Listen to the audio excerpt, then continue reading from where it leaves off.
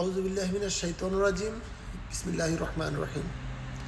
সম্মানিত দেশবাসী, আসসালামু আলাইকুম রহমতুল্লাহি ওয়া বারাকাতুহু।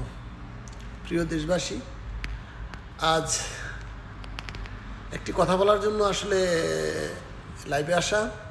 কথাটি হলো, আওয়ামী লীগ অনেক বলে, অনেক মানুষকে বুঝায় শেখ হাসিনাকে কখনো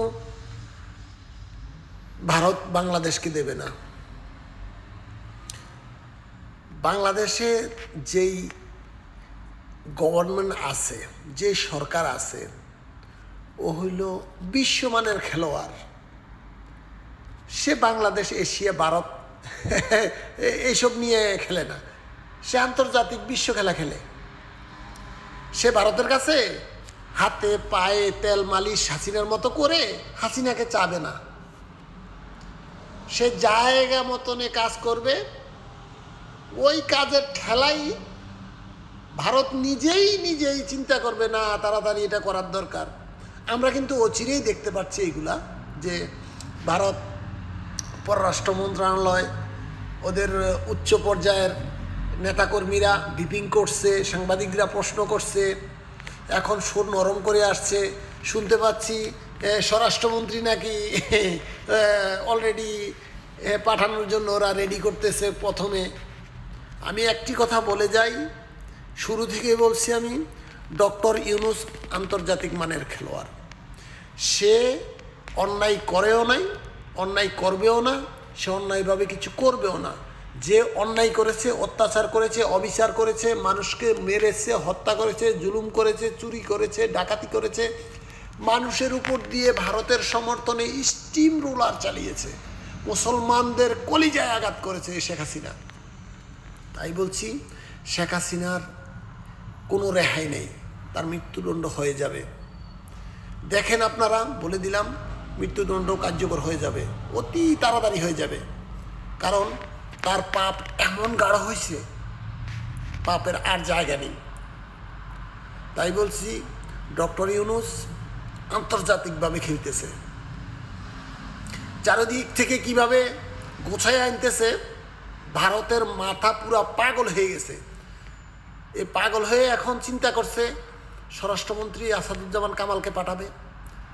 তারপরে আস্তে আস্তে যত গুম খুনের আসামি, বাংলাদেশ সরকার তো সরকারিভাবে ওদের কাছে চিঠি পাঠিয়ে দিয়েছে, এই রায় হয়েছে, এই লোকগুলা তোমাদের সাথে আমাদের চুক্তি আছে, এই চুক্তি হিসাবে যারা দোষী সাব্যস্ত তাদেরকে হস্তান্তর করো, লিগ্যাল নোটিশ দিয়ে দিয়েছে। এখন ধীরে ধীরে সবাইকে দিতে বাধ্য হবে। শেষ পর্যন্ত যদি প্রকাশ্যেও না আসে, নিচে নিচে এসে ইউনূস সরকারকে, ইউনূসের পায়ে ধরে তেল মালিশ করে, ওদের অভ্যাস আছে দাদাদের, তেল ডলে মালিশ করে আব্বা ডাকে, কোনো রকম যান ছোটানোর ব্যবস্থা করেনি। যে 7 সিস্টারে আঙ্গুল লাগাইছে, এই 7 সিস্টার থাকবে না। অরুণাচল, এই যে গতদিন অরুণাচলের ঠিকানায়, জন্মস্থান অরুণাচল দেখে চীনে এক লোক সফরে গেছে, তাকে ভারতীয় নাগরিক আটকে দিছে। অরুণাচল এটা চীনের, ওরা দাবি করছে, ইমিগ্রেশন দাবি করছে অরুণাচল চীনের, ভারতের কোনো অংশ না।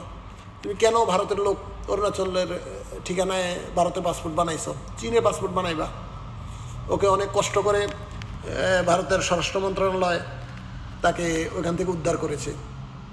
অরুণাচল অলরেডি চীনের কবজা চলে গেছে। এদিক দিয়ে যদি আসাম, মণিপুর, ত্রিপুরা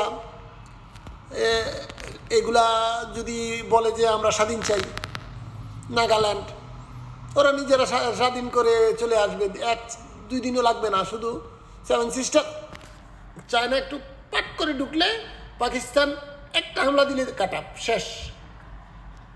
ওরা ভয়ে থরথর করে কাঁপছে। ভারত, বাঙালি মনে করে যে এই দিয়ে আমরা হামলা করলে তো আমরা কিচ্ছু থাকবে না। ভারত এত সহজ না।